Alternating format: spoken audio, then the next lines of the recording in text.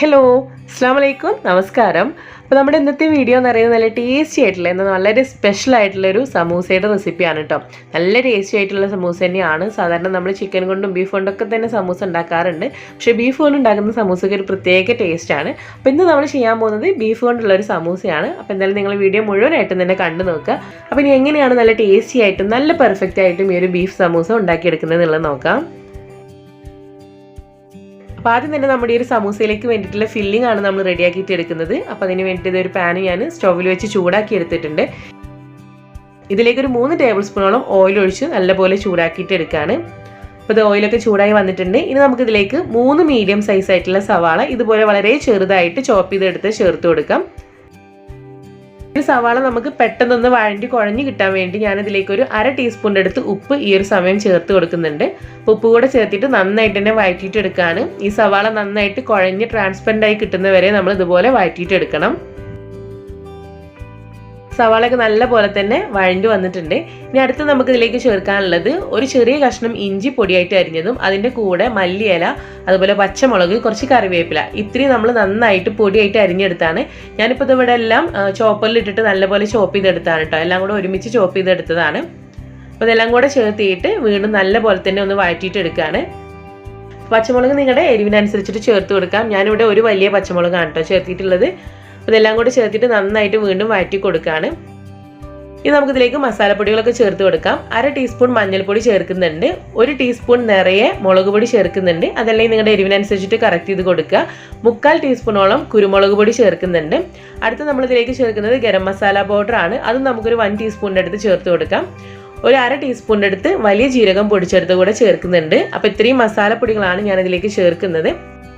എരിവിന് വേണ്ടിയിട്ട് നമ്മൾ ചേർക്കുന്ന കുരുമുളക് പൊടി ആണെങ്കിലും അതുപോലെ തന്നെ മുളക് പൊടി ആണെങ്കിലും നിങ്ങളുടെ എരിവിനനുസരിച്ചിട്ട് കൂട്ടുകയോ കുറക്കുകയൊക്കെ ചെയ്യാം. മസാലപ്പൊടികളൊക്കെ ചേർത്തിട്ട് നന്നായിട്ട് തന്നെ അതിൻ്റെ പച്ചമണം മാറി കിട്ടുന്നവരെ ഒന്ന് വഴറ്റിയിട്ട് എടുക്കുകയാണ്. അത് നമ്മൾ ചേർത്തിട്ടുള്ള മസാല എല്ലാം നന്നായിട്ട് തന്നെ മൂത്ത് വന്നിട്ടുണ്ട്. ഇനി നമുക്കിതിലേക്ക് ചേർക്കാനുള്ളത് ബീഫാണ്.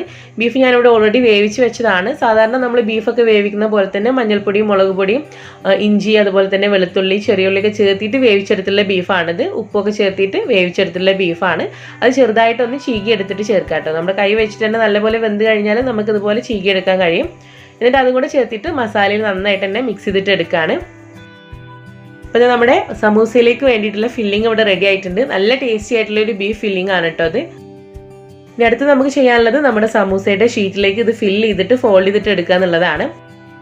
എല്ലാവർക്കും അറിയുന്നുണ്ടാവും സമൂസ എങ്ങനെയാണ് ഫോൾഡ് ചെയ്തിട്ട് എടുക്കുന്നത് എന്നുള്ളത്. ഇനി അറിയാത്തവരുണ്ടെങ്കിൽ കറക്റ്റായിട്ടൊന്ന് ശ്രദ്ധിച്ച് നോക്കുക അത് എങ്ങനെയാണ് ഫോൾഡ് ചെയ്തിട്ട് എടുക്കുന്നത് എന്നുള്ളത്.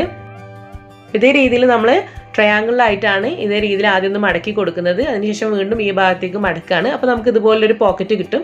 അതിനകത്താണ് നമ്മുടെ ഫില്ലിംഗ് നമ്മൾ ഫില്ല് ചെയ്ത് കൊടുത്തിട്ട് ഫോൾഡ് ചെയ്തിട്ട് എടുക്കുന്നത്. അപ്പോൾ ശ്രദ്ധിച്ചു കഴിഞ്ഞാൽ ആർക്കും എളുപ്പത്തിൽ ഫോൾഡ് ചെയ്തിട്ട് എടുക്കാൻ പറ്റുന്നതാണ് കേട്ടോ ഈ ഒരു സമൂസയുടെ ലീഫ് വെച്ചിട്ടുള്ള സമൂസ ഫോൾഡ് ചെയ്തിട്ട് എടുക്കുന്നത്. ഇനി നമുക്കിതിൻ്റെ എൻഡൊക്കെ ഒന്ന് ഒട്ടിക്കാൻ വേണ്ടിയിട്ട് ഞാനിവിടെ കുറച്ച് മൈദ കുറച്ച് വെള്ളം ചേർത്ത് പേസ്റ്റാക്കി എടുത്തിട്ടുണ്ട്. അത് വെച്ചിട്ട് ഇതിൻ്റെ എൻഡൊന്ന് ഒട്ടിച്ചു കൊടുക്കുകയാണ്. നമ്മളിത് ഫ്രൈ ചെയ്യുന്ന സമയത്ത് ഓയിലൊന്നും കയറാതിരിക്കാൻ വേണ്ടിയിട്ട് നന്നായിട്ട് തന്നെ ഒട്ടിച്ചു കൊടുക്കുക. അതേ രീതിയിൽ നമ്മൾ ബാക്കി റെഡിയാക്കിയിട്ടുള്ള എല്ലാ ഫില്ലിങ്ങും വെച്ചിട്ട് നമ്മുടെ സമൂസയുടെ ഷീറ്റിൽ ഇതൊന്ന് ഫില്ല് ചെയ്തിട്ട് എടുക്കുകയാണ്. അപ്പോൾ ഞാനിവിടെ നമ്മൾ തയ്യാറാക്കിയിട്ടുള്ള ഫില്ലിംഗ് ഒക്കെ വെച്ചിട്ട് സമൂസ ഫോൾഡ് ചെയ്തിട്ട് എടുത്തിട്ടുണ്ട്. ഇനി നമ്മൾ അടുത്ത് ചെയ്യാൻ പോകുന്നത് ചൂടായിട്ടുള്ള ഓയിൽ ഇത് ഫ്രൈ ചെയ്തിട്ട് എടുക്കുക എന്നുള്ളതാണ്. അപ്പോൾ അതിന് വേണ്ടിയിട്ടുള്ള ഓയിലൊക്കെ ഞാനിവിടെ ചൂടാക്കി എടുത്തിട്ടുണ്ട്. ഇതിലേക്ക് നമുക്ക് 2, 3, 4 ബാച്ചായിട്ട് ചേർത്തിട്ട് ഇത് ഫ്രൈ ചെയ്തിട്ട് എടുക്കുകയാണ്. അപ്പോൾ 2 വശവും നല്ലൊരു ലൈറ്റ് ഗോൾഡൻ ബ്രൗൺ കളർ ആവുന്നവരെ ഒന്ന് ഫ്രൈ ചെയ്തിട്ട് എടുക്കുക. വളരെ ഈസി ആയിട്ടുള്ളൊരു സ്നാക്കാണ്, പക്ഷെ നല്ല ടേസ്റ്റി ആയിട്ടുള്ള സ്നാക്കാണ് സമൂസ. പിന്നെ സമൂസ ആണെങ്കിലും കട്ട്ലറ്റ് ആണെന്നുണ്ടെങ്കിലും ഏറ്റവും കൂടുതൽ ടേസ്റ്റ് വരുന്നത് ബീഫിൽ ചെയ്യുമ്പോൾ തന്നെയാണ് കേട്ടോ. നിങ്ങളെല്ലാവരും തന്നെ ഇതൊന്ന് ട്രൈ ചെയ്തിട്ട് നോക്കുക. എന്നിട്ട് നിങ്ങളുടെ ഫീഡ്ബാക്ക്സ് അറിയിക്കുക. വീഡിയോ ഇഷ്ടമായാൽ ലൈക്ക് ചെയ്യുക, ഫ്രണ്ട്സിലേക്കും റിലേറ്റീവ്സിലേക്കും ഷെയർ ചെയ്തിട്ട് കൊടുക്കുക.